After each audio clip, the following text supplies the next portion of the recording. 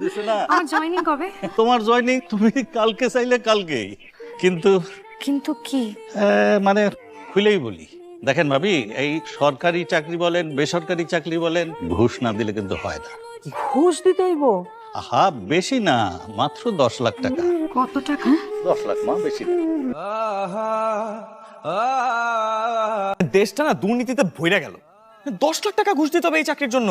এটা কোনো মানে আছে? এত টাকা তুমি এখন কই পাবা? জানি না। জানো আবির, আমি না খুব ভালো ইন্টারভিউ দিয়েছিলাম, এত ভালো যে বোর্ডের সবাই খুশি হয়ে গেছিল, সবাই আমার অনেক প্রশংসা করছে।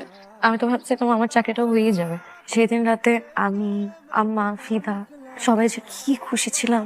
আমার একটা চাকরি হবে, মাসে 30,000 টাকা স্যালারি পাবো, একটা নতুন বাসা ভাড়া নিব, ছোট বোনটাকে কলেজে পড়াবো, আমার চিকিৎসা করিয়ে ফেলবো। কতদিন যে বাসায় ভালো মন্দ কিছু খাই না। আমি আমাদের যে কত স্বপ্ন ছিল এই চাকরিটা নিয়ে। তুই প্লিজ কেঁদো না। তোমার চাকরি হবে, তুমি চাকরি পাবা, খালি বিশ্বাসটা রাখো।